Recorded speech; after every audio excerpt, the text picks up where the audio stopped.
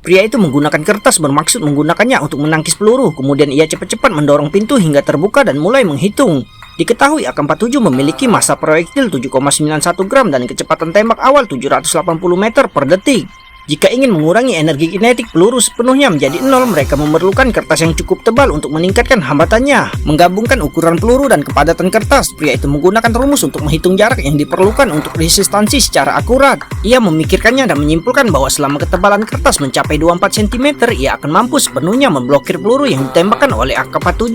Jadi rekan-rekan satu tim mengikuti pria itu, menemukan semua kertas, menaruh kertas tersebut ke dalam laci untuk memperkuat, dan kemudian menggunakan selotip untuk mengikatnya, yang mereka blokir di jendela kedutaan dan berhasil melawan para perampok. Tapi daya tembak para perampok itu terlalu kuat dan para penjaga di pintu tidak dapat bertahan sampai bala bantuan tiba. Agar para penjaga dapat berlindung dan mundur di dalam rumah dengan aman, pria tersebut meminta semua orang melepas rompi anti peluru mereka, mengikat rompi anti peluru ke pintu dengan selotip untuk membuat perisai, dan kemudian meletakkan pintu di depan tubuhnya. Sambil memegang pintu, ia cepat-cepat mengevakuasi para penjaga dengan aman. Melihat kejadian ini, para perampok langsung mengendarai mobil dan menobrak pagar sambil mengarahkan senjata api untuk melancarkan serangan. Mereka kemudian memecahkan patung plester, mengikis plester hingga seukuran bola, mengambil semua deterjen dan pupuk natrium nitrat, menyedot minyak ladang dari mesin pemotong rumput dengan selang. Dan setelah semua bahan tercampur sempurna, ia memasukkannya ke dalam kaleng besi untuk membuat amunisi sederhana. Setelah selesai, lepaskan pipa ventilasi dan segel salah satu ujungnya untuk menjadikannya laras meriam. Mereka menembak ke arah perampok di luar jendela. Peluru pun meletus. Saat meledak dengan keras, para perampok harus berlindung sementara.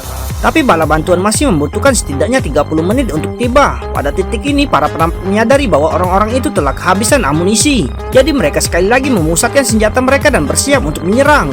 Pada saat ini, pria itu tiba-tiba mendapat sebuah ide. Ia mencampur gula halus dan tepung, lalu menuangkan air murni secukupnya. Setelah direbus dengan api besar dan didinginkan, campuran tersebut berubah menjadi dempul keras yang mudah terbakar dan meledak.